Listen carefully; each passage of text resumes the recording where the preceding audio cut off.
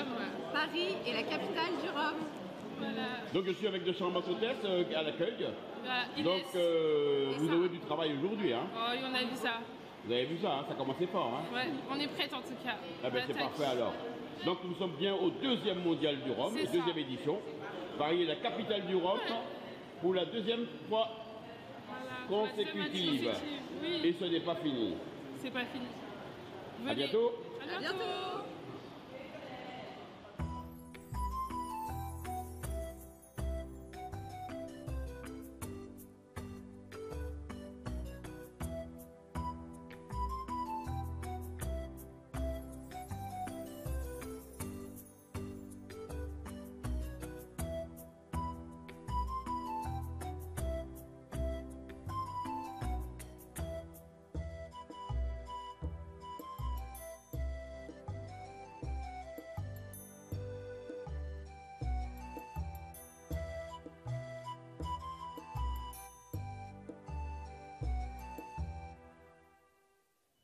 Comment dirais-je, illustrer cette jeunesse ultramarine qui prend à bras le corps le développement de nos territoires, je vais demander à, je ne vois pas, Clara Soudan, voilà, de venir dire quelques mots pour représenter cette jeunesse qui accompagne et qui doit aller beaucoup plus loin et préparer son avenir.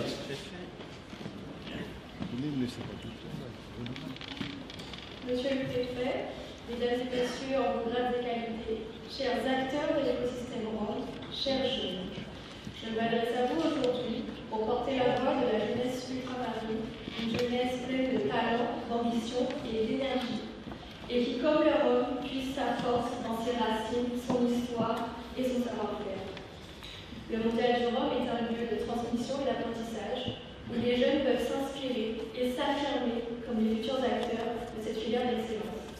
C'est un carrefour d'opportunités où les générations se rencontrent pour bâtir ensemble l'avenir d'un secteur qui fait rayonner nos territoires à travers le monde. Alors je souhaite vous dire que la jeunesse ultramarine est prête à s'engager, mais elle ne peut s'engager seule. Il nous faut bâtir des passerelles entre les générations, entre les entrepreneurs d'aujourd'hui, ceux de demain, avec les décideurs publics et ceux qui feront l'avenir du rhum, pour que l'impact et les répercussions du mondial du rhum puissent s'inscrire dans un engagement durable avec des actions concrètes, pour permettre à cette jeunesse de s'inscrire pleinement dans cette dynamique en plein essor. L'avenir du rhum est une aventure collective et nous l'avons compris. Alors aidez-nous à porter haut et fort l'excellence de nos territoires. Je vous remercie et vous souhaite un excellent direct. Merci pour ceux qui nous accompagnent. On ne peut pas parler d'écosystème rhum si on ne fait pas allusion au premier maillon de la chaîne de l'écosystème rhum, les planteurs. Et pour parler rapidement quelques mots des planteurs, je vais demander à M. Rosan Mougnin de Guadeloupe de venir nous donner quelques éclairages, en quelques mots, sur la situation et puis sa participation au nom des planteurs de Guadeloupe, mais aussi de l'ensemble du territoire national. Mesdames et messieurs, bonjour. Je considère que c'est une occasion unique de mettre en avant ceux qui, depuis des siècles, ont fait la richesse des régions d'outre-mer à travers la culture de la terre. Le mondial du rhum, c'est leur mondial avant tout. Aujourd'hui, les choses ont changé. Nos relations sont devenues contractuelles. Je veux pour preuve les conventions qui ont été signées. On appelle convention Cannes, en Guadeloupe, en Martinique et à La Réunion. La dernière version 2023-2028, qui était des conventions entre les partenaires économiques et l'État, ont aujourd'hui été élargies aux collectivités majeures. Cela veut dire que désormais, les populations de ces régions prennent en main leur destin. Président, merci de nous avoir invités et plein succès au Mondial du Rhum. L'écosystème rhum, c'est aussi bien entendu les producteurs de rhum Et je vais demander à M. Ludovic Mauvras de la Réunion de venir nous dire quelques mots au nom des producteurs de rhum. Bonjour. C'est très difficile de passer juste après avec mademoiselle qui a fait un très beau résumé de notre avenir, mais qui est aussi notre présent. Et bien sûr, sans les planteurs, on ne serait rien du tout. Et j'espère que par nos nouvelles façons de distiller, nos nouvelles façons de boire la canne, on pourra permettre de nouveaux produits tout en perpétuant justement les traditions et le savoir-faire pour qu'on avance de plus en plus loin et que les nouvelles générations s'expriment pleinement. Merci à vous.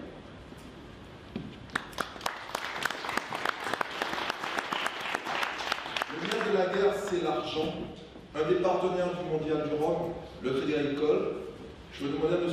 Trichet s'il peut venir nous dire quelques mots dans la participation de cette banque à vocation agricole.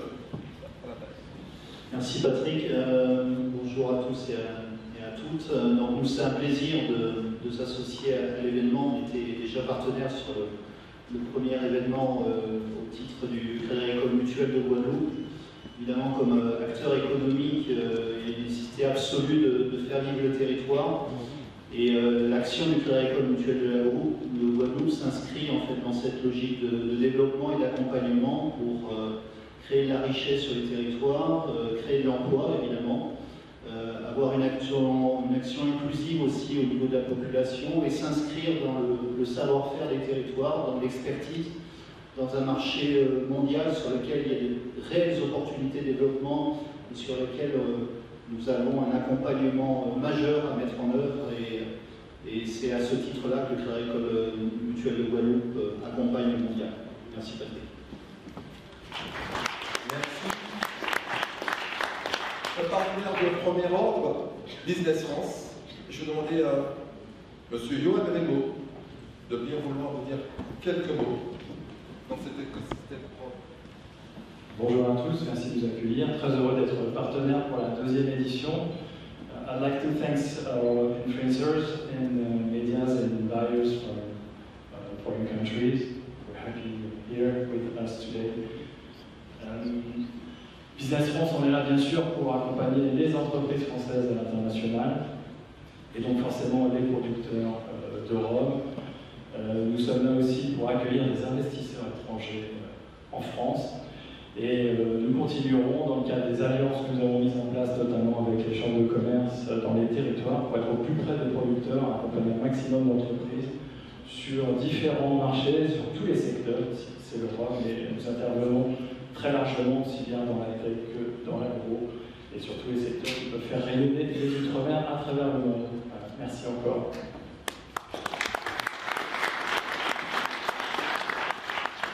Rien ne peut se faire si nous ne sommes pas accompagnés par les politiques publiques.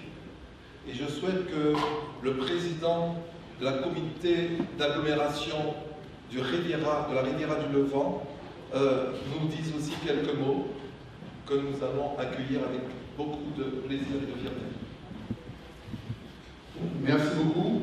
Bonjour à tout le monde, Monsieur le ministre, Monsieur Diego, Monsieur le préfet, Monsieur le président du conseil départemental, mesdames et messieurs, en regret à l'égalité, c'est donc un plaisir pour moi d'être présent et plus singulièrement de représenter Dakar en tant que président de la communauté d'agglomération de la Riviera. Donc, nous avons très bien compris, nous savons que le spiritourisme est un vecteur mais qui doit continuer, qui doit s'amplifier au sein de Dakar, pas que pour des raisons économiques, bien évidemment, de manière à accompagner nos jeunes le plus loin possible, également, et permettre surtout à travers son OTI, et là je salue Madame Azor qui a très bien compris l'intérêt du spiritourisme. Donc, je ne serai pas plus long, je vous avoue que j'ai pris le temps avec les équipes de vous faire un beau discours qui nous permet de vous exprimer la volonté de la CAR. En tout cas, en quelques mots, je dirais que la CAR continuera à être à vos côtés. Nous l'avons été l'année dernière.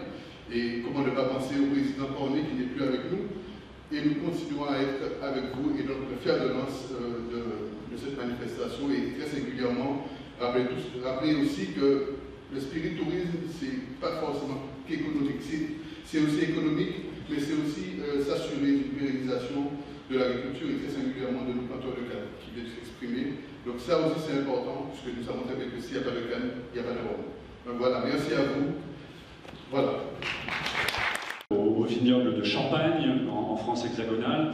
Et évidemment, je crois que nous avons là un formidable vecteur de développement. Pour ce faire, tous les opérateurs de l'État sont à vos côtés, cher Patrick Loger, aujourd'hui. Au-delà de la Direction Générale des Outre-mer, c'est Business France qui a pris la parole, c'est Atout France, c'est l'ODEADOM, qui est l'Office de développement agricole des Outre-mer, c'est BPI France également, qui est présent. Et nous sommes tous là au chevet de votre événement pour vous accompagner et le faire croître. Et au-delà de vous, l'ensemble des partenaires qui s'engagent à vos côtés. Un dernier mot, puisque vous avez parlé de l'humain, vous placez cette édition sous le symbole de l'humain et également de la jeunesse. Vous avez fait parler une jeune femme tout à l'heure au ministère des Outre-mer. Nous croyons beaucoup également en la jeunesse ultramarine, une jeunesse qui trop souvent s'exile et quitte, notamment en Martinique et en Guadeloupe, ces territoires de naissance. Là aussi, en créant de la valeur ajoutée, en créant de l'activité dans les territoires, c'est un moyen de retenir cette jeunesse dans sa patrie natale.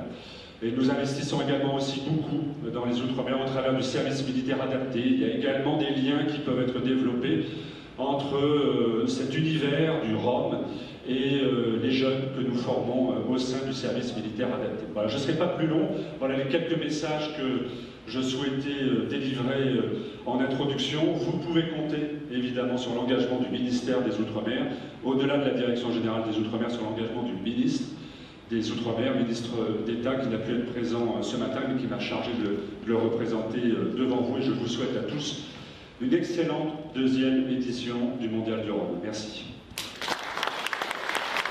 Il s'agit de mondial, et donc c'est tout à fait normal qu'aujourd'hui, je remercie Monsieur l'ambassadeur du Cap-Vert, qui est aussi un soutien du Mondial du Rhum, et je souhaite que son Excellence puisse nous dire quelques mots pour le Mondial du Rhum et l'assistance. Merci, mesdames et messieurs, de vos grades et qualités, chers amis, chers compatriotes. Permettez-moi tout d'abord de saluer vous-même, M. Roger, et à travers vous, tous les organisateurs de cet événement, qui est surtout, c'est plus que la célébration d'une boisson, c'est plutôt un encontre d'histoire, de la culture et de l'art de vivre.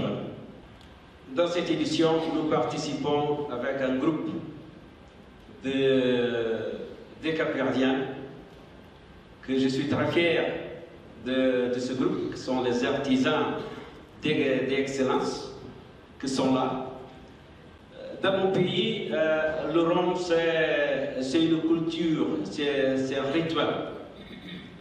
Mon père, producteur et grand amateur de grog, m'a appris que chaque goutte portait en elle un héritage de résistance, de générosité et de guérison.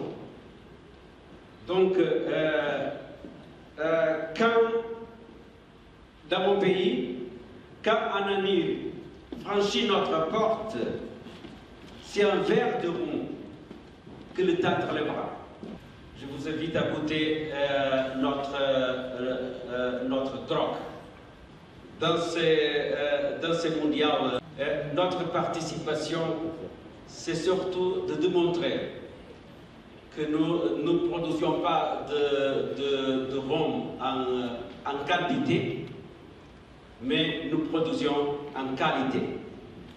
Donc je vous invite à découvrir notre grog à Stand Cap-Vert, mais je souhaite que ces mondiaux de rhum renforcent les liens entre les nations et honrent la mémoire de ceux qui, hier comme aujourd'hui, font de cette boisson un ambassadeur universel de convivialité.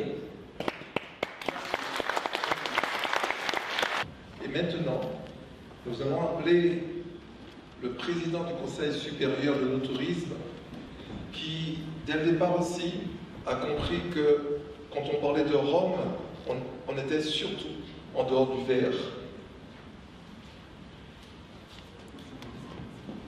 Bien, bonjour à toutes et à tous, Monsieur le ministre, cher Yves, cher Patrick, et vous toutes et tous, ravi d'être aujourd'hui devant vous comme président du Conseil supérieur de l'Onotourisme que je préside aujourd'hui. Lorsque j'étais ministre du Tourisme, j'ai eu l'opportunité de développer cette idée de l'onotourisme, c'est-à-dire du vin et des spiritueux comme porte d'entrée, vous l'avez très bien exprimé toutes et tous, comme porte d'entrée de la découverte d'un territoire. C'est cela l'onotourisme et c'est cela le spiritourisme. Au Conseil supérieur de l'onotourisme siège la Fédération française des spiritueux en tant que représentant qualifié, et il y a un voisinage extraordinaire entre la capacité qu'offre le vin de faire comprendre une culture, une civilisation, et les spiritueux, et notamment et principalement le rhum. Donc je suis très heureux d'inaugurer avec vous cette deuxième édition, mais aussi très heureux de retrouver Patrick Loger, qui m'a convaincu de porter cette aventure du mondial du rhum et de faire en sorte que cela facilite la rencontre entre beaucoup de gens autour d'un verre, mais autour d'une culture. Et c'est pour cela que je porterai avec lui et avec tous les acteurs le développement du spiritourisme autour du rhum, parce que ça me semble être évidemment chez vous, Monsieur le Président, un mariage d'amour entre le rhum et les territoires dans lesquels il est produit. Donc, très bon second mondial du rhum, cher Patrick, et on est déjà impatient de connaître le troisième.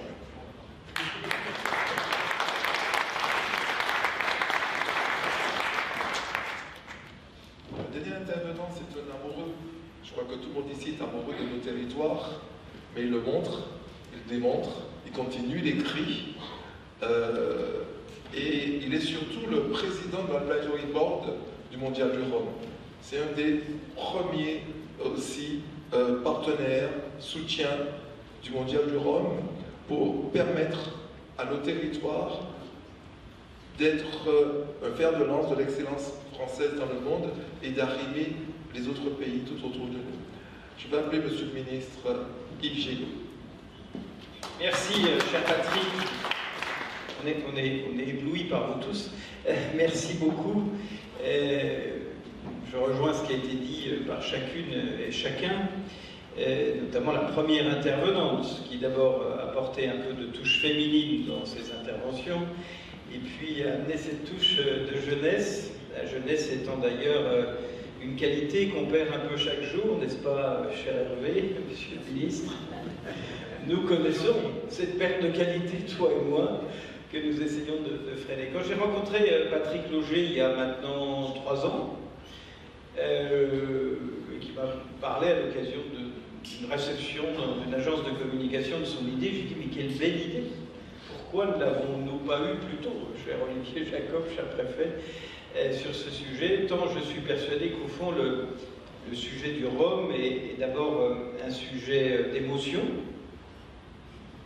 Ayez une discussion avec commercial ou professionnel, avec qui que ce soit, si vous changez de nature de votre discussion, vous mettez autour d'une table et que vous partagez un verre de rhum, comme l'a dit très justement Monsieur l'ambassadeur de Cap-Vert, le sourire arrive et c'est une autre relation qui s'instaure. Donc c'est un produit d'émotion, c'est un produit qui évidemment puise ses racines dans une histoire qui est celle de avez dit aussi partie des Cap-Verts, c'est-à-dire de cette grande relation avec l'Afrique, souvent douloureuse et souvent difficile, et au fond qu'il y a derrière ce produit issu de la culture de la canne à sucre beaucoup d'humain.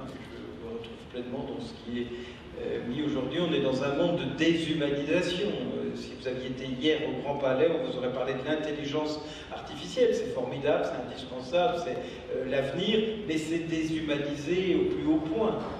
Et au fond, je pense que tout ce qui incarne l'humanité, l'homme qui plante, l'homme qui produit, l'homme qui récolte, l'homme qui met en bouteille, l'homme qui commercialise, l'homme qui déguste, va dans un sens qui va être de plus en plus demandé dans ce monde informatisé, digitalisé et au fond assez déshumanisé. Donc le rhum est non seulement une boisson mondiale, universelle, mais qui va être d'autant plus précieuse que je pense que les hommes et les femmes du XXIe siècle auront besoin de ces moments d'humanité et d'émotion que leur environnement leur aura un peu retiré. Et puis, il y a derrière le rhum, et je suis très heureux, Monsieur le Président du Conseil départemental de la Guadeloupe, cher Loïc Tonton, suite à la visite que j'ai faite récemment pour installer la stratégie de spiritourisme du département, il y a derrière cela, pour les territoires producteurs de rhum, alors dans nos outre-mer, en métropole, partout dans le monde, il y a, je crois, un mot-clé qui, pour moi, regroupe un combat que j'essaye de mener, c'est le mot « produire ». Et au fond, l'avenir de nos territoires, de nos collectivités, elle passe par leur capacité à produire. Produire des fruits, des légumes, à produire des produits transformés, à produire du rhum, à produire beaucoup de choses. Le mot « produire », c'est le mot-clé. Et au fond, si on réussissait à réunir des collectifs, des pays entiers derrière leurs outils de production, ce serait quelque chose de formidable, parce que je pense qu'il n'y a rien de plus noble que de produire, et qu'il n'y a rien de plus épanouissant que de produire, et que les producteurs de rhum que nous avons vus, ou tous les acteurs de la filière rhum que nous avons vus, ils sont fiers de leurs produits, ils sont fiers de le faire déguster, de le faire découvrir, comme vous l'avez dit tout à l'heure. Et je suis sûr que si on a la chance de goûter un rhum capverdien, on aura déjà fait un petit morceau de voyage vers le Cap-Vert, et que Hervé sera épanoui dans sa logique de faire du vin et des spiritueux un outil de découverte des territoires. C'était là aussi une idée tout à fait remarquable, et que vous avez devant vous des anciens ministres, dont Hervé Novelli, qui portent des idées remarquables. Les auto-entrepreneurs, c'est lui. Le no-tourisme, c'est lui. Vous voyez comme quoi il faut planter des idées avant qu'elles n'émergent dans la société. Et je veux saluer Hervé pour son engagement. Je suis très honoré, cher Patrick, d'être le président de ton advisory board, en français, avec des personnalités plus qualifiées sur ce sujet, mais au fond, derrière nos sourires, derrière cette journée, derrière la présence des exposants et des partenaires, il y a beaucoup de vie, et il y a beaucoup d'avenir. C'est pour ça que c'est extrêmement important. Et il y a, et je terminerai sur ce sujet, un avenir mondial. Nous sommes dans le siècle de la mondialisation, avec ses côtés positifs et ses côtés négatifs. Eh bien, le rhum est un produit mondial, est une marque mondiale qui peut réunir bien au-delà des frontières, et tout ce qui réunira les hommes au-delà des frontières est bienvenu pour faire la paix autour du rhum. Donc tu vois, cher Patrick, tu es à tous les carrefours des problématiques de la société, et pour ça, je crois qu'on peut t'applaudir pour ce nouveau magnifique mondial du rhum. Je vais vous appeler quelques secondes, tous les intervenants, pour qu'on puisse faire se couper de ruban. Et on va vous mettre derrière là, juste là, et on va récupérer le ruban.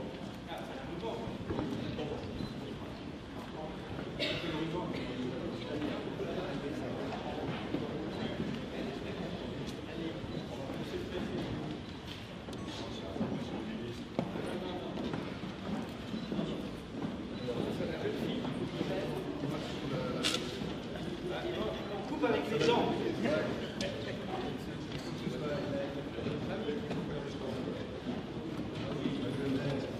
Oui, la jeunesse, le sourire. Mettez-vous au milieu, sinon des associations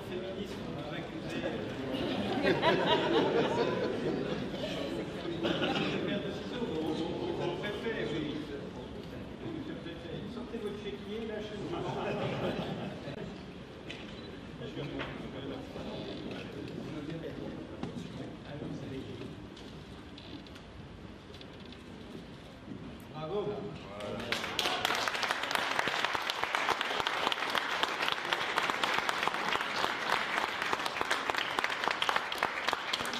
Merci beaucoup à vous tous. Je tiens quand même à souligner la présence de tous les acheteurs internationaux qui sont venus pour porter dans leur pays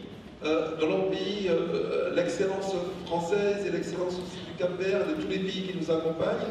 Nous avons les acheteurs, nous avons les influenceurs. Sans eux, on ne peut pas aujourd'hui porter la rencontre de beaucoup de pays. Ils sont venus pour nous, ils sont là. Et aussi la presse internationale qui va relayer tout le contenu que vous voudrez bien leur donner dès aujourd'hui. L'an dernier, au mois de février, il y a eu plus de 7 millions de vues et c'est très important qu'ils soient là, surtout que cette année c'est l'objectif, les planteurs qu'on met en lumière et bien entendu le lancement avec le président M. Loïc Tonton et le président bien sûr de M. Guy Losbar du département pour faire de la Guadeloupe le fer de lance, le laboratoire national pour l'ensemble du territoire national. Merci à vous tous. Bienvenue. Nous avons la présence de Spirit Europe qui est avec nous, M. Ulrich Adams, qui restera des 3 jours et qui travaille à Bruxelles pour représenter justement les producteurs et dans le long travail qui va commencer à ce niveau-là. Merci à vous tous.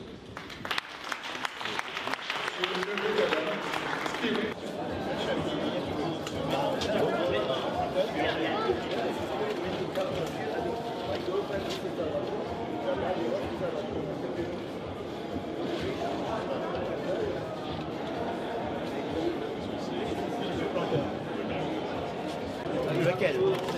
Qu'est-ce qu'il y a? Tout est bon, tout est bon. Planteur, jus de corosol ou jus de passion? Jus de corosol.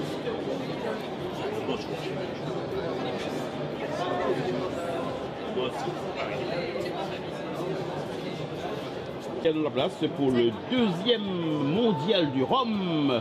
Paris est de nouveau la capitale du rhum mondial. Alors avec moi, j'ai Madame Azor, que je laisse vous présenter. Alors Patricia Azor, directrice générale des offices du tourisme de la Riviera du Levant. Alors nous sommes présents aujourd'hui pour la seconde fois, mais en force, parce que c'est un projet auquel nous avons cru et qui nous a permis aussi, surtout lors du premier salon, de voir venir le spiritourisme, qui est un élément, je dirais, primordial pour le développement de nos territoires. Et je pense que la Riviera du Levant a la clé pour fédérer tout ce qu'on peut y avoir, tous les ingrédients en tout cas pour le spiritourisme, c'est-à-dire les agriculteurs, les hôteliers, les restaurateurs et aussi le monde économique. Donc je pense que pour nous, notre présence n'était que justifiée à ce second mondial et nous espérons en tout cas drainer avec nous toute une équipe, toute une population et puis surtout les jeunes à découvrir les nouveaux métiers qu'on peut avoir autour du rhum. Voilà. Puis c'est vrai que le mondial fait dire beaucoup de choses autour, hein, j'ai remarqué, parce que non seulement on peut parler d'agriculture, mais on peut également parler des spiritueux même. Tout à fait. Donc, on peut parler des spiritueux parce que vous savez qu'on a à peu près 18, une vingtaine de distilleries sur la Guadeloupe. Nous avons à peu près 5 ou 6 appellations les plus connues en tout cas.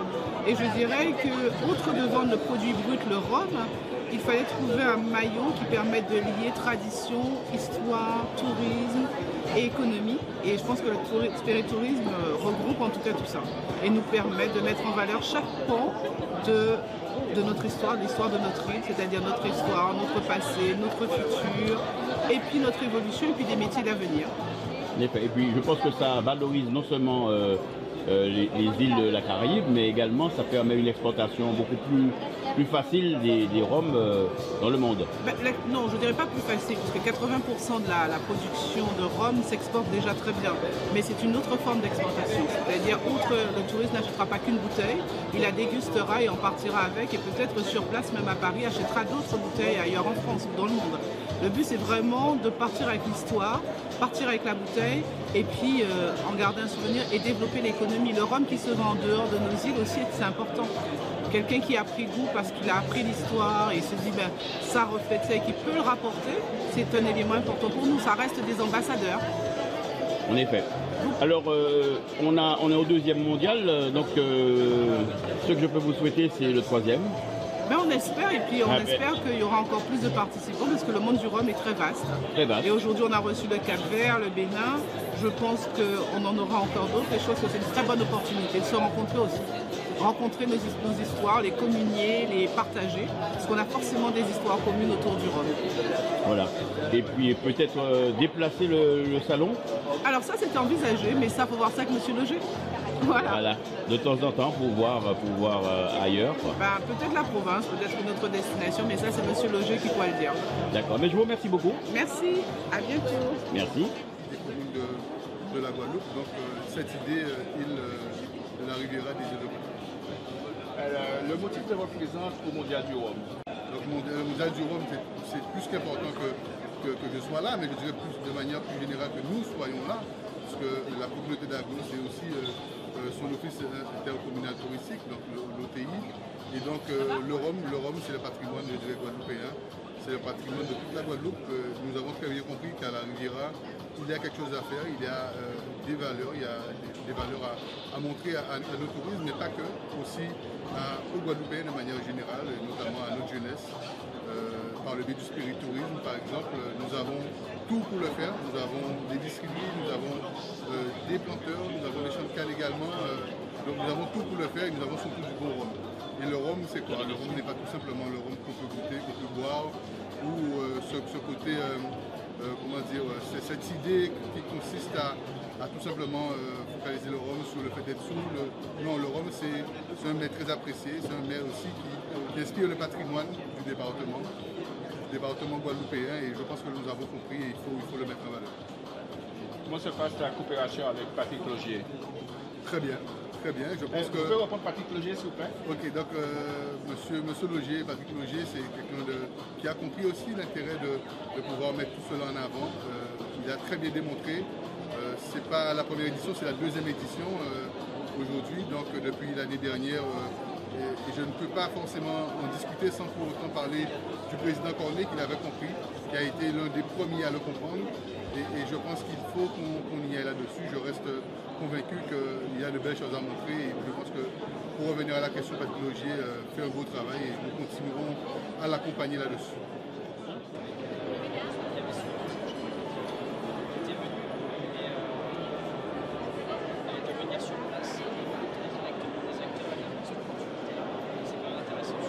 De la Guadeloupe, hein. Donc le département de la Guadeloupe, hein, conseil départemental de la Guadeloupe. Je suis en compagnie donc de madame Carole. Carole. Alors Carole a particulièrement quelque chose d'impressionnant là que je ne connaissais pas. Alors je vais vous le montrer. Alors Carole va nous dire le nom de ce gâteau. Alors ce petit gâteau, c'est une spécialité de l'île de Marie-Galante.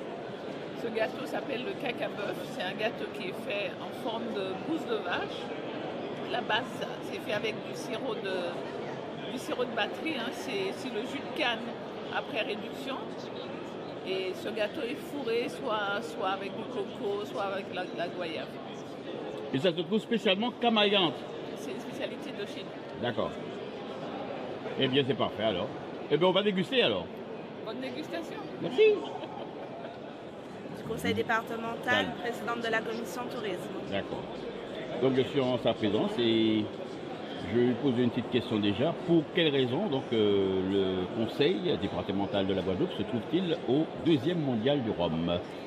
Ben écoutez, en fait c'est un vrai plaisir pour le conseil départemental de la Guadeloupe d'être ici, présent sur cette 2e édition du mondial du rhum, à l'invitation de monsieur Patrick Logier. Donc c'est vrai que le conseil départemental a en charge aussi parmi l'ensemble de ses compétences, la compétence tourisme, mais surtout sur l'axe valorisation du patrimoine. Il faut savoir qu'en Guadeloupe, le département est le premier propriétaire du foncier agricole, c'est important, mais aussi du bâti, que ce soit les musées, les forts, de certains espaces tels que des habitations. Je pense notamment à l'ancienne habitation La Mahaudière à Anse-Bertrand, Aussi d'autres espaces culturels tels que l'habitation Néron, toujours sur le Nord Grande-Terre au Moule, et puis tous les espaces naturels à travers notamment le sentier des PDIPR, le plan départemental des itinéraires de randonnée, et là je pense notamment à la Basse-Terre avec la maison des Bains Jaunes à la Soufrière.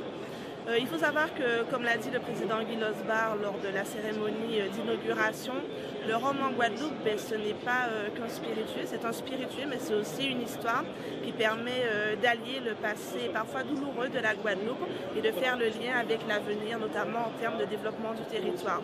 Donc nous avons choisi de mettre en avant à la fois nos agriculteurs avec les terres agricoles et le projet Papillon qui a été présenté très récemment, qui est un projet qui donne une visibilité pour les 10 à 15 ans à venir de la Guadeloupe, où nous allons nous efforcer de continuer à développer l'économie locale, mais surtout d'accompagner les producteurs pour aller vers de plus en plus d'autonomie alimentaire.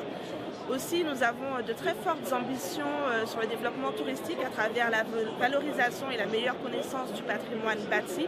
C'est en ce sens que nous avons créé au cours de cette mandature un établissement public industriel et commercial qui s'appelle l'EPIC Origine Guadeloupe et qui a pour mission de développer l'offre que nous trouvons sur ces différents sites, de développer les partenariats avec les différents acteurs du tourisme de la Guadeloupe, que ce soit les offices de tourisme, et je pense à la Riviera du Levant qui est présente également ici sur ce mondial du Rhum, et puis avec l'EPIC, Comité du tourisme des îles de Guadeloupe, qui a en charge la visibilité de notre département à l'extérieur, en Europe et à l'international. Donc ce sont autant de projets ambitieux mais qui visent tous un même objectif, c'est accompagner le développement du territoire de la Guadeloupe, penser aux générations futures en faisant le lien avec le passé, créer de nouvelles opportunités de formation, de développement économique et d'offres d'emploi. Et puis, comme je le dis, la Guadeloupe se singularise à travers la Caraïbe parce que nous n'avons pas qu'une île à découvrir, mais nous avons plusieurs îles à découvrir en une seule. Donc quand vous venez en Guadeloupe, vous allez aussi à Terre de Haut, à Terre de Bas, à Marie-Galante, à la Désirade bien entendu, en Basse-Terre et en Grande-Terre. Et puis c'est tout un ensemble de maillage qui se fait sur le territoire pour vous offrir une offre différente. Et d'ailleurs c'est le slogan que nous avons pris le parti de défendre, c'est « Vivez les îles de Guadeloupe autrement ». Eh bien, je vous remercie beaucoup pour votre intervention. Beaucoup. Et puis nous sommes présents sur les 3 jours. Donc nous sommes là jusqu'à vendredi, jusqu'à la fermeture du salon. Donc n'hésitez pas à passer. Nous avons des collaboratrices présentes sur le stand qui vont vous parler un petit peu du patrimoine à travers une brochure que nous avons faite avec les différents acteurs touristiques. Et vous avez aussi de la réalité virtuelle qui va vous permettre d'ici, du Palais Brognard, de parcourir nos musées et nos forts en Guadeloupe. Merci beaucoup. C'est moi, merci beaucoup. Je me trouve sur le stand de Délices de Guyane. C'est un stand que vous connaissez parce qu'ils étaient au premier salon mondial du Rhum. Effectivement. Et ils sont revenus avec des nouveautés. Bonjour Bruno. Bonjour, bonjour. Alors oui, effectivement, nous avons des nouveautés cette année. En fait, nous avons lancé une collection de rhum arrangé avec en dégustation aujourd'hui celui au cacao. Donc n'hésitez pas à venir déguster à notre stand. Sinon nous avons la même chose que l'année dernière, donc notre assortiment de liqueurs avec naturellement en guest notre or pailleté, une liqueur à base d'hibiscus avec des paillettes d'or. Et le fameux moubin aussi. Et le fameux moubin qui est la Madeleine de Proust de tous les Antillais-Guyanais. Quand ils viennent à notre stand, effectivement, ça leur rappelle des souvenirs. Et comment? Moi ça m'a rappelé sacré souvenir. Hein. J'espère bien. Parce que non seulement c'est quelque chose que j'aime, mais le parfum du moubin est exceptionnel. Ouais, on travaille qu'avec des vrais fruits, il n'y a pas d'arôme. Donc forcément on ressent donc, du coup le vrai fruit et ça rappelle les souvenirs. Eh bien Bruno, je te remercie. Merci à vous. Et puis je te souhaite un bon mondial, deuxième mondial du Rhum. Deuxième mondial, j'espère pas le dernier. Non, pas le dernier, je pense pas. Et à très bientôt. Je pense qu'on est parti pour une longue série. Oui, je pense aussi. Tu peux me donner une adresse Instagram ou Internet, je sais pas. Alors, vous pouvez nous retrouver sur nos réseaux sociaux, Délices de Guyane, sur Instagram et sur Facebook. Et nous avons aussi un site internet marchand, délicesdeguyane.com, où vous pouvez retrouver l'ensemble de nos produits qui sont disponibles à la vente. Et nous avons aussi une boutique à Paris, à Montmartre, rue des Martyrs. C'est parfait. Je te remercie. Au revoir. En compagnie des rhums Popo de Port-Louis en Guadeloupe. Ça même. Voilà. Et c'est une nouvelle appellation, c'est un nouveau. Une nouvelle distillerie. Nouvelle distillerie, carrément. Voilà. Exactement. Donc je te laisse parler, monsieur Alexis. Bonjour, on représente les autres les Rhum Boko, création à José Pio Bacas, ici premier planté à Caen en Guadeloupe. Et donc, depuis 2024, nous avons lancé distillerie là, ça distillerie Boko. Et l'année, ça nous va trouver nous assis salon là. Pour nous présenter donc 3 Rhum blancs que nous avons distillés dans ce moment. Un Rhum à 50, un Rhum à 55, un Rhum à 59 degrés. Donc pour ça qui aime Rhum réel, un vrai Rhum qui fait en manière traditionnelle, un vrai canon nous que nous avons planté à Port-Louis. On a invité les autres à venir assister standard. Ils ont pu goûter tout le monde là. Alors on va te retrouver sur le stand. C'est quoi ton numéro de stand ici? Nous n'avons pas de numéro, mais depuis que je suis arrivé là, je suis arrivé à assistant Imaké, distillerie Boko, donc je suis trouvé là. D'accord, donc pendant 3 jours au Mondial du Rhum à la bourse au Palais Bognard. C'est ça même. Donc là, il y a 3 catégories, donc 50, 55 et 59. Et la particularité, c'est des bouteilles de litres. C'est bouteilles en litres. Et là, en bouteille, nous pouvons parler d'elle. Si je regarde bien ici, les bouteilles là, je trouvais devant Imaké Guadeloupe. Donc nous allons représenter quand même une bouteille qui originale, nous dit. Il y a 2 bouteilles là, ça je crois retrouver la carte de la Guadeloupe. C'est celle bouteille que je peux trouver comme ça en Guadeloupe. Enfin, pas un Guadeloupe non plus, je peux trouver un crédit, tout part de je cache une bouteille rouge. C'est celle bouteille que je peux trouver quand la Guadeloupe on est, il m'a qu'à la Guadeloupe, fabriquée par des Guadeloupéens. Après, il y a un qui pour Guadeloupéens, mais nous crédit d'abord pour les Guadeloupéens, pour les autres. D'accord. Alors donc, vous faites, pour l'instant, vous faites que du blanc alors? Actuellement, c'est blanc là, nous avons fait, nous avons là qui est en rhum blanc là, que nous mettons en vieillissement. Nous ne pouvons pas venir l'année là, ça, mais d'ici 3 ans, nous avons un véritable rhum également. Et distillerie Boko qu'a proposé. Ok, ben je te remercie. Pas de problème. Et je vais passer à la dégustation. Je connais. Du rhum à Paris, avec tous les intervenants, les exposants. Alors notamment, nous avons avec Monsieur Rocha, qui a le stand Quinta Manta. Nous avons également avec lui des accompagnants. Alors c'est Monsieur Elisandro. Elisandro qui nous présente le Croc 11-11. Alors, je lui pose la question, pourquoi 11-11? 11-11 porque os antigos produtores faziam ano em novembro, eram 2. Então, daí então a marca 11-11 para simbolizar o aniversário deles em novembro. Ok. Oui, il a dit que le 11-11, en fait, c'est un produit de 2 amis qui ont créé la marque, qui ont créé fondé un grove, qui avaient envie d'avoir un grove personnalisé. Donc, ils ne savaient même pas s'ils faisaient leurs anniversaires, c'était au mois de novembre. Donc, quand ils ont découvert que leur anniversaire c'était au mois de novembre, d'ici, qu'a eu l'idée d'avoir la marque 11-11. C'est 2 amis qui fêtent leurs anniversaires au mois de novembre. Alors, là, il présente un produit du blanc. Alors, c'est un blanc, il est à combien de degrés? 46 degrés. 46 degrés. 46 degrés. Donc, c'est quand même rare. Oui et non. C'est au Cap-Vert, c'est la norme. C'est comment dirais-je, la monnaie courante. Parce qu'au Cap-Vert, on a une régulation qu'on doit faire le rhum entre 38 et 54. Ah d'accord. Et donc lui, il est dans la moyenne. 46. 46, dans okay. la moyenne. Alors c'est son premier salon.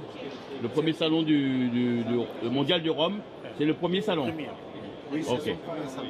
En tout cas, moi, ce que je dis, j'ai goûté, j'ai beaucoup aimé. J'ai beaucoup aimé. Il est en bouche, ça explose. Il est extraordinaire. Donc, félicitations. Merci. Et je vois aussi qu'il a un rhum, c'est un vieux ou un ambré? C'est plutôt un ambré. Un ambré?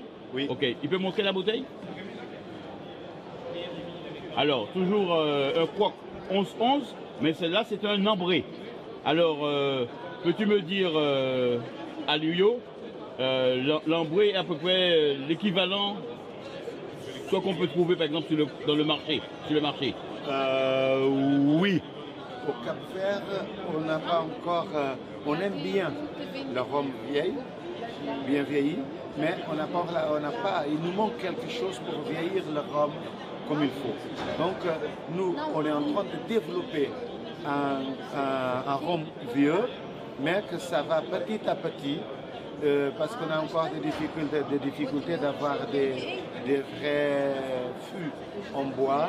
Donc en ce moment, on a des fûts en chêne de Carvalho qu'on amène de Portugal. Et aussi au Cap-Vert, il y a une norme qu'on peut le garder au fût minimum un an. Un an, ok. Donc là, c'est un an. D'accord. Donc pour l'instant, vous ne pouvez pas monter plus haut. On peut monter plus haut, on ne peut pas descendre plus bas. D'accord. Eh bien, c'est parfait. Je te remercie. Obrigado. Et puis, je te souhaite un excellent salon, 3 jours. Obrigado. Et beaucoup de succès. Obrigado. Obrigado. Merci beaucoup. Donc, je suis, EOL TV se trouve avec M. Joao Fortes, qui présente un rhum Sao Nicolo. C'est un rhum du Cap-Vert également. Alors donc, M. Alicio Rocha va nous faire la traduction, puisque on a un traducteur exceptionnel aujourd'hui. M. Rocha qu'on va présenter tout à l'heure, parce que M. Rocha fait du rhum vraiment exceptionnel. Alors M. Joao, c'est quoi exactement que vous présentez au Mondial du Rhum comme alcool? Parce que j'ai vu que vous avez des fruits de la passion, vous avez également un rhum blanc. É grog de Cabo Verde, ilha de São Nicolau. É produzido 100% de cana de açúcar, destilado na alambique. Ok, alors tu peux traduire? Oui, son rhum c'est un rhum de São Nicolau, de l'île de São Nicolau. C'est un rhum 100% canne sucre, un rhum traditionnel et aussi biologique, qui fait 100% canne à sucre, qui est de l'île de São Nicolau, du Cap-Vert. D'accord. Donc 100% biologique. 100% biologique. 100% biologique. Et la canne qu'il récolte, elle vient du Cap-Vert aussi? Oui, c'est la canne capverdienne qu'on a. Canne rouge?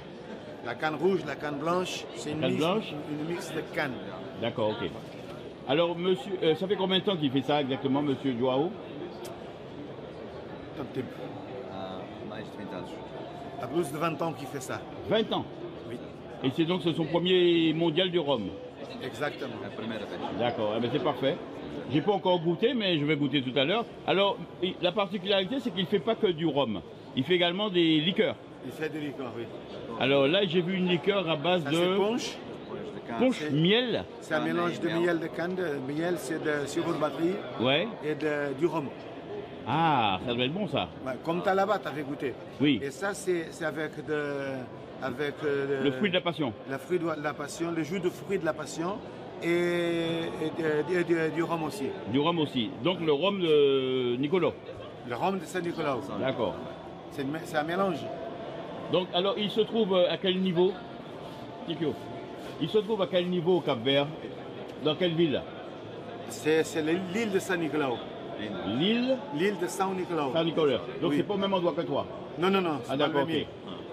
Ah oui, c'est donc le Cap-Vert produit énormément de rhum alors? Oui, on est 10 îles, mais ce n'est pas toutes les 10 qui produisent du gras. Il doit y avoir 4 ou 5. 4 ou 5? Ah oui, c'est quand même bien. Alors, est-ce qu'il peut nous donner une adresse Instagram ou une adresse email, un internet, un numéro de téléphone, où on peut le joindre? Il peut dans le numéro de téléphone. Après, il va te donner ça. Après, je donne ça. Ok, merci encore, Joao. Et vive le Cap-Vert! Vive le Cap-Vert! Le stand de Quinta Mansa. Alors, Quinta Mansa, c'est pas un inconnu, c'est M. Alirio Rocha, celui qui fait le meilleur rhum blanc pour moi au monde. Alors, Alirio, ça fait ton deuxième mondial. Qu'est-ce que ça te fait d'être au deuxième mondial du rhum? Être au deuxième mondial du rhum, ça veut dire être ici à Paris pour envoyer un grand message au monde entier venu du Cap-Vert pour le monde. C'est-à-dire qu'on est en train de conquérir le monde à travers de nos rhums. Avant, c'était Césaria Evora et maintenant, c'est le rhum du Cap-Vert. C'est vrai que j'ai eu l'occasion de goûter 3 rhums différents du Cap-Vert. Et c'est vrai que le Cap-Vert, n'oubliez pas, mesdames et messieurs, que le Cap-Vert a été les premiers à faire du rhum, hein, avant les Antilles. Il y a eu Martinique, Guadeloupe, mais le Cap-Vert est quand même un pionnier. Donc, Alério, tu présentes 3 gammes différentes. Alors, tu as un rhum blanc. Oui. Tu as un rhum vieux. Oui. Et tu as également un rhum... Un punch. Un punch. Un punch. Le punch, c'est un mélange de sirop de batterie et du rhum. Et du rhum blanc. Du rhum blanc. Ça nous donne un punch. C'est un sirop bien fruité et bien goûteux. Tu vas le goûter, tu vas voir. D'accord. Alors, Alério, qu'attends-tu de ce 2e mondial du rhum? J'attends qu'il porte beaucoup d'espoir surtout pour le rhum en elle-même, le rhum du monde entier. Hein? Je veux dire, c'est une histoire qui a commencé l'année dernière et je pense qu'il va fluir dans toutes les années et chaque année, c'est pour encourager encore les jeunes pour suivre le destin du rhum et que nous sommes la preuve. La Quinta Mansa, c'est la preuve parce que vous voyez, il y a mes filles qui sont là, de la plus grande à la plus petite, ils sont là pour suivre le développement du rhum. Tout à fait. Et comme disait l'ambassadeur, le rhum au Cap-Vert, c'est pas seulement une question d'étiquette sur une bouteille, c'est toute une histoire. Alors peux-tu nous expliquer? Le rhum, c'est une histoire qui vient du 15e siècle, qui vient de très très longtemps, même de l'époque des esclaves. Parce que le rhum, ça a été une résistance. Ça a été une résistance. Elle a été plusieurs fois condamnée, parce que quand on boit un rhum, on lève les esprits. Hein? Et comme ça, les gens, quand ils ont peur de dire quelque chose, s'ils boivent un rhum, et là, ils sont désinhibés et ils disent ce qu'ils pensent. Et c'est comme ça qu'à l'époque, les gens, ils faisaient un genre de révolution quand ils buvaient un rhum, parce qu'ils sortaient le peur du corps. Et là, voilà, notre ambassadeur, il a dit bien que le rhum s'est présenté au Cap-Vert dans toutes les circonstances. Pour l'occasion de fête, quand on a une naissance, quand on a un mariage, on le fait toujours avec un rhum. Quand on a un enterrement également, on le fait avec un rhum. Ça veut dire que le rhum, ça fait pour le dire bienvenue et pour dire au revoir aussi aux gens, aux amis, celui qui viennent chez nous, qui nous aide à porter, la joie et à la fois la tristesse. Le rhum, il est dans toutes les circonstances capverdiennes. Donc ça rentre dans la vie sociale. Exactement. Et à l'époque aussi, le rhum, il servait de la médecine. Parce que quand on avait mal au ventre, on prenait un rhum. Quand on avait la grippe, on prenait un rhum. Quand on avait de la fièvre, on prenait un rhum. Et c'était dans toutes les circonstances. Voilà. Donc, Alério, c'est ton 2e mondial. Là, cette année, bien sûr, tu espères encore mieux que l'année dernière. Et en espérant aussi que tu seras récompensé parce que tu fais des rhums de qualité. Et j'espère que le Cap-Vert ira très très loin encore cette année. Donc, le souhait que je te fais, c'est de gagner un prix encore cette année, que ce soit pour le vieux ou pour le blanc. Nous sommes là, en fait, c'est pour donner des ailes aux îles du Cap-Vert. On est content quand on a un prix, mais le but c'est pas ça.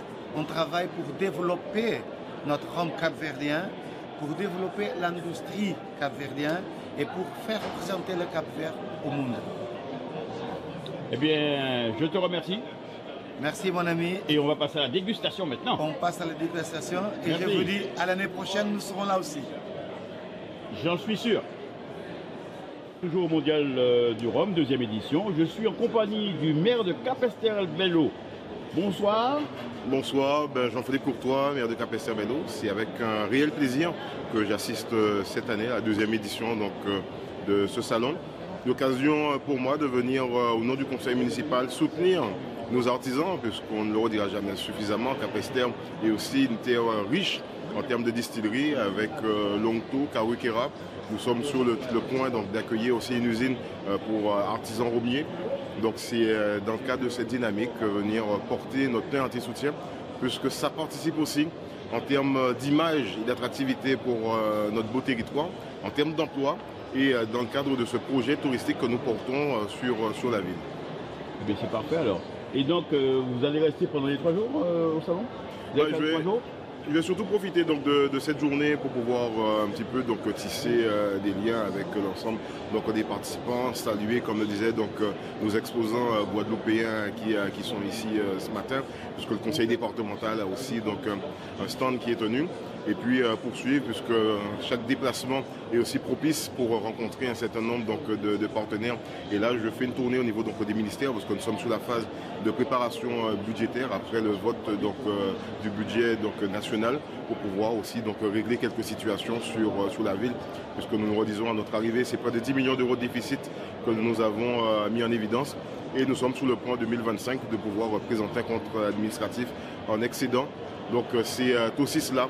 Le rôle de maire, c'est travailler avec l'ensemble des partenaires pour garder un territoire en chantier, dynamique, et surtout que nous ayons les moyens de faire en sorte que le bien vivre et le vivre ensemble à Capesterre-Belle-Eau ait tout son sens. Ah ouais? Eh bien, je vous remercie 1000 fois. C'est moi. Bon salon. Merci beaucoup. Merci beaucoup. Il se trouve ici au Mondial du Rhum 2e édition. Je suis en compagnie de Mélina Bibrac de Montréal. Donc Mélina qui gère justement la société Montréal. Tout à fait. Et donc, tout d'abord, Mélina, tu étais au premier mondial du rhum. Alors, j'aimerais savoir tes impressions. La première édition s'est très bien passée, nous avons eu de bons retours, c'est pour ça que nous avons voulu réitérer l'expérience et revenir cette année pour poursuivre notre démarche de développement, tout simplement. Donc, satisfaite de la première édition? Satisfaite. Donc, la 2e édition, alors elle a commencé aujourd'hui? Très prometteuse, avec quand même beaucoup de monde, des acheteurs, mais aussi des amateurs de rhum qui viennent sur le mondial pour en savoir plus sur ce qui se fait au niveau des acteurs du rhum. D'accord. Alors là, cette année, tu as présenté une nouvelle gamme de produits aussi, parce que tu es venu avec également du café. Tout à fait. Alors, raconte-moi, d'où t'es venue cette idée alors l'idée de ma marque de café remonte il y a 8 ans en fait, pour mon projet d'études de fin d'année en école de commerce. J'ai voulu développer un projet entrepreneurial et qui s'est fait naturellement autour du café de Guadeloupe. Venant de Guadeloupe, ça me paraissait logique et étant aussi amatrice de café. Cette marque s'est concrétisée cette année. Le lancement s'est fait il y a à peine 2 semaines, donc c'est très récent. Donc, tu as combien de gammes de café que tu présentes? Alors, nous avons 4 parfums. Donc celui-ci, c'est le café vieilli en fût de chêne. Donc, nous travaillons le café différemment, avec des arômes naturels, du café de Guadeloupe, qui est torréfié artisanalement. Donc, c'est moi qui l'ai torréfié. Donc, on vous propose un produit de qualité. Voilà. Oui, je confirme parce que j'ai goûté. C'est excellent. Merci. Et l'autre, tu as quelque chose à base de chocolat aussi, me semble, non? Au niveau du café? Oui. Bien sûr, j'ai le café cacao. Donc c'est cacao de Guadeloupe. Donc si vous aimez les cafés un petit peu plus forts, comme ce sont 2 matières relativement amères, toutes les deux, donc je vous conseille ce café. D'accord. Alors, si on revient maintenant au rhum. Bien sûr. Je sais que tu as une belle variété. Tout à fait. Avec des très beaux bidons. Oui. Alors tu peux nous les montrer parce que je sais qu'il y a toute une gamme que j'avais vue la dernière fois. Les tonneaux, du coup là nous avons ramené pour le mondial 4 produits. Donc nous avons celui-ci, le rhum cacao, donc fait à partir de cacao de Guadeloupe, du miel de Guadeloupe et de la vanille de Guadeloupe. Nous avons ici le rhum kumquat de gingembre, donc pareil, produit Guadeloupe. Très original, si vous aimez les agrumes, c'est parfait. Nous avons le pulpe fraise, donc pareil, nous mixons le fruit auquel nous rajoutons du rhum agricole de Guadeloupe, miel de Guadeloupe, et nous avons différents parfums. Nous avons le... Différents parfums, d'accord. Ouais, tout à fait. Et ici, Le rhum au miel. Donc nous travaillons ici avec, sur du vieillissement. Donc vieillissement en fût de chêne pendant 24 mois. Donc vous avez un rhum qui se rapproche d'un rhum. Belle robe en tout cas, hein, belle robe. Vraiment belle robe. Tout à fait. Tu as du vieux là aussi, tu as du vieux non? On a apporté une bouteille de vieux pour la présenter, tout à fait. Voilà, et donc celui-là c'est combien d'âge? Alors là on est sur 3 ans d'âge, on est sur VO. C'est une édition limitée, donc on en a très peu, hein. On est sur des fûts de 100 litres, finish Bourbon. Voilà. D'accord. Alors maintenant, si on devait pouvoir te joindre, parce que bon, il y a le mondial du rhum certes, mais pour l'achat, la vente. Bien sûr. Alors donc déjà, vous pouvez nous retrouver sur les réseaux sociaux, Instagram, Facebook. Vous tapez Montréal. Et sinon, vous pouvez nous contacter par mail et téléphone. Et sur place à la Guadeloupe aussi? Sur place, donc nous travaillons avec des épiceries fines qui développent, qui ont pour certaines nos produits. Sinon, vous pouvez venir nous voir directement sur place à Petit-Bourg. On sera ravis de vous accueillir. Voilà. Donc Mélina vous attend pendant 3 jours au Mondial du Rhum. Donc Palais Bonia, un bel espace, bel écrin. Magnifique. Et vraiment, vous allez pouvoir déguster les belles choses qu'elle propose. N'hésitez pas parce que vraiment, elle fait du très très bon travail. Je te remercie Mélina. Merci à toi. Bonne fin de mondial. Merci.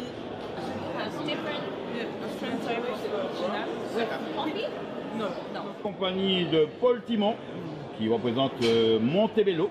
Montebello, vous savez, c'est en Guadeloupe. Alors précisément où en Guadeloupe? Alors on est à Petit-Bourg, sur la Basse-Terre.